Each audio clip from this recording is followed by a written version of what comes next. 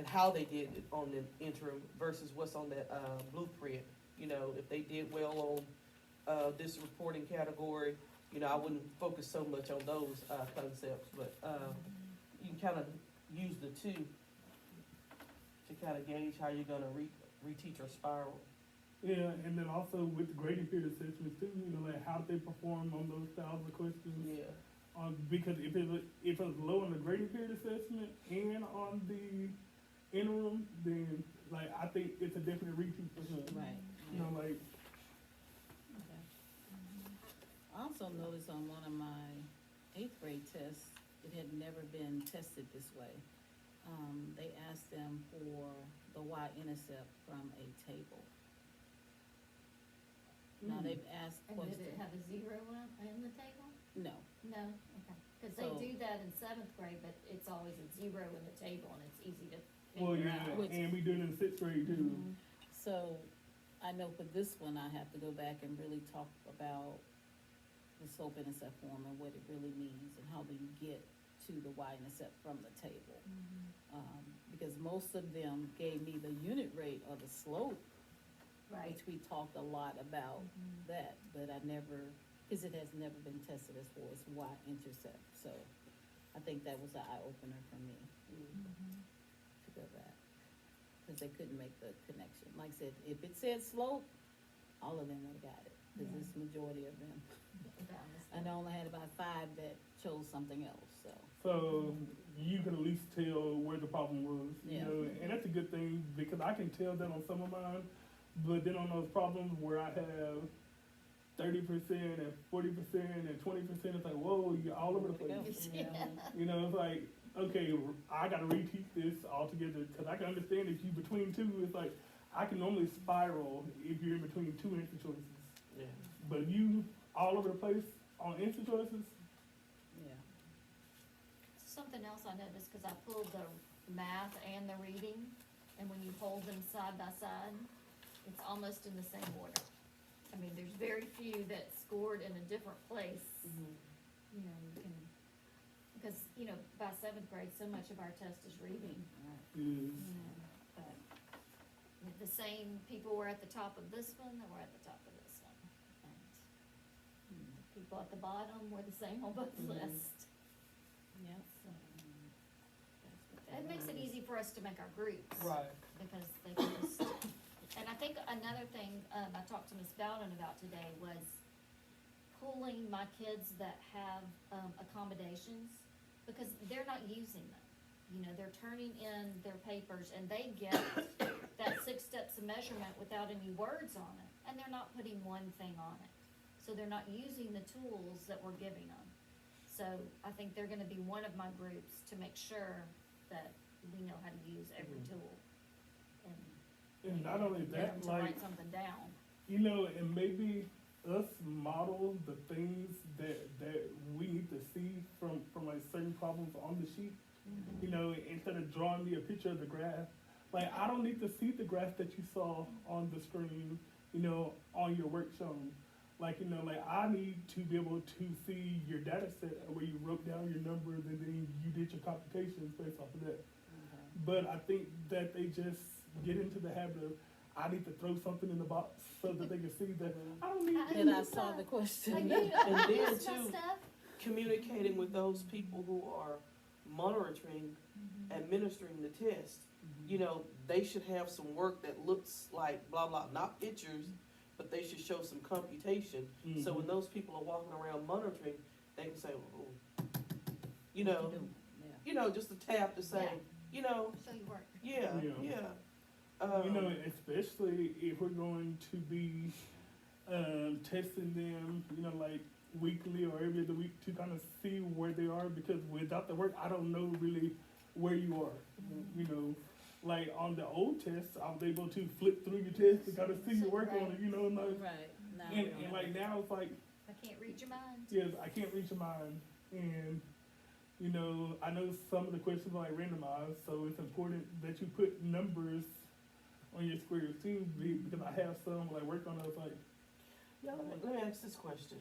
Okay, if we were to do, and I'm just trying to that we were able to, you know, throw a meeting together. Like, you know Right. what, we need to meet about this, we need to disaggregate data, and so, but I found the most challenging part for me so far was just diving through the data, you know, trying to pinpoint exactly what our problems were.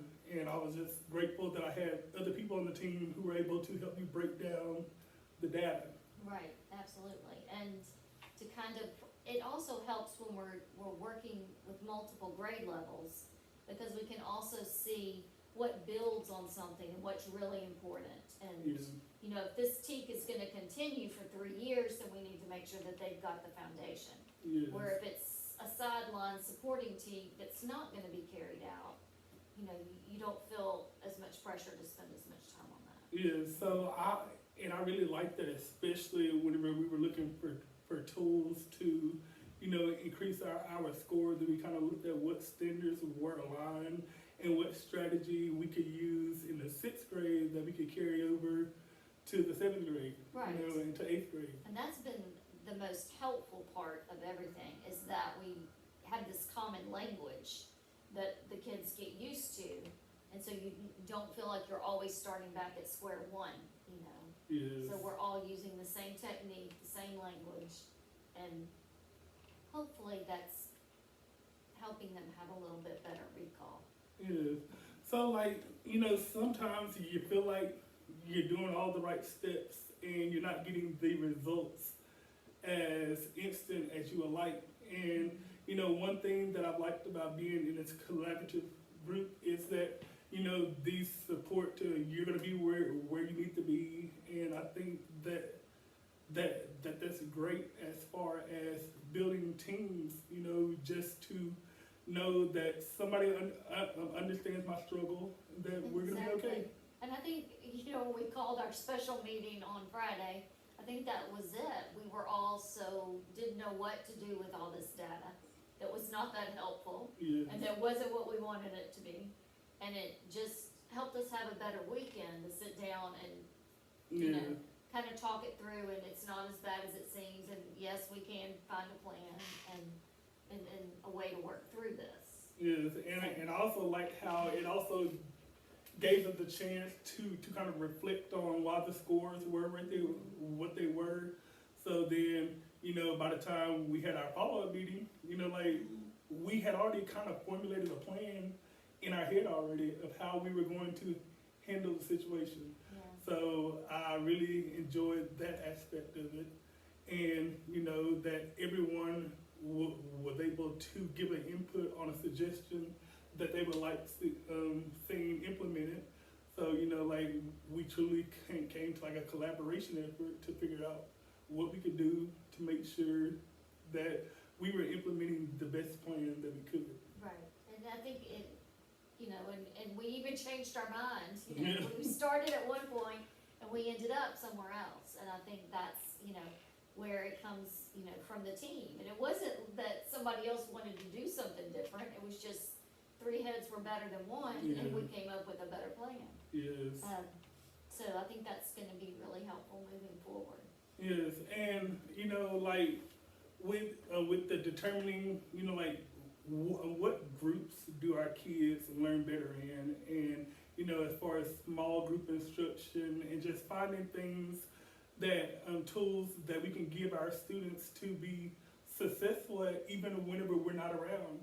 So you know, I like that we have come up with 2 technology-based programs that, you know, like whenever we're not working with a small group, you know, kids are still able to get the skill set that they need, and we can follow up and kind of see where they were online, and then see if we need to remediate them in any other areas. Yeah, I think we have 2 good tools, and I think they both have their own purpose. They're both completely different.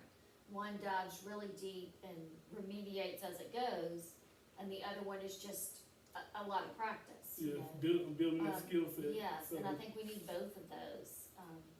So as we move forward, it's been interesting looking at our new program. What am I supposed to say? Our ZERN program. it's so intensive that I've noticed that the higher kids can get through 2 to 3 lessons in a class period, where our lower ones can only get through about 1. And, you know, but I think that it keeps at them until they get it. Yeah. You know, and they can't really move forward until they get it. And, so they're having to stop and really pay attention. So I'm hoping, might have been working on, you know, proportional relationships with similar figures. And finally, they're starting to get, you know, if it's bigger, it's an enlargement, the scale factor has to be more than 1. You know, Yes. finally that concept that is so abstract for some of them, It is. it's finally starting to click, and they're finally getting it. But it's been, some of them have been on the same lesson for 3 weeks. Yeah. So, But you know, and one thing that I like about it is that also, you know, like, we are really good as a team of sharing information that works well with our students. yeah, And I love how, you know, me and you are able to feed off of each other because I have taught all the kids that you're teaching. that's exactly. So, you know, I kind of understand grouping a little bit better with some of those, Right. and, you know, like, things that work well with them. So I think that has been very instrumental in, you know, like, me thinking about our plan, because I have taught every 7th grader and every 8th grader. Right. And so I kind of know the concepts that they struggle with Mhm. prior to going to each grade level. Plus, you also know their learning styles, so that is very helpful when we're putting them into groups, to put people that complement each other. You know, I think in the past, I get into a rut of putting the lows, the middles, the highs all together, where I think it is probably gonna be more effective to kind of mix those up. So it's not just me in the room that has the information that other Yeah. people need. Because, you know, it is very helpful for those that do get it, Yes, to explain it to to be able to somebody help. else. Yes. because, you know, that gives them just as much practice. You know, and I think that works well into these stations that we're pretty much doing, where we can work with a small group, but then we have the kids grouped up in partners with a person in the group that can kind of oversee See them, them, like, right. explain it in their language. So I think that's Yeah, Great. and my last unit identified what we call the, Prism and Pyramid Masters, the volume masters, and so they're in charge of the group. And they're gonna, Yes. you know, so they help me keep things moving, which in this end of the year, when we don't have a whole lot of time, is very helpful. And with all the kids that have been out sick, I mean, I feel like we have had 3 quarantines. 'Cause we had Yes. COVID in September, we had COVID in January, and now we've had this flu with so many Yeah. people out. It's just been really, really frustrating. And so, I kind of echo those sentiments, because I think that, you know, a lot of our frustrations have come from, you know, like, our kids just haven't been present as much as we would like.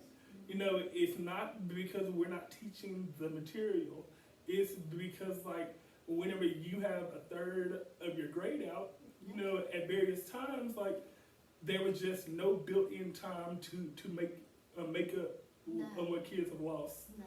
So I think that that's where our plan, you know, has kind of become beneficial, because, like, now we do have in those spiraling tools, and, you know, different times where students can make up, you know, or, you know, go back and relearn things that we've already taught. Right. And with this last group, since we're so close to the end, you know, I've told them they had to sign up for tutorials this week, you know. Yeah. You're gonna have to come in after school and let me do the volume lesson with you. So is there anything that you wish that you would have seen more of, you know, as we were working collaboratively, like, during the school year? Like I said, I think the math department, we did a really good job, you know, all being on the same page. I think sometimes we need to extend that to our grade level teams too, and being more consistent with our grade level meetings. Because we were not as consistent with those as we were with our team Yeah. meetings. And, And also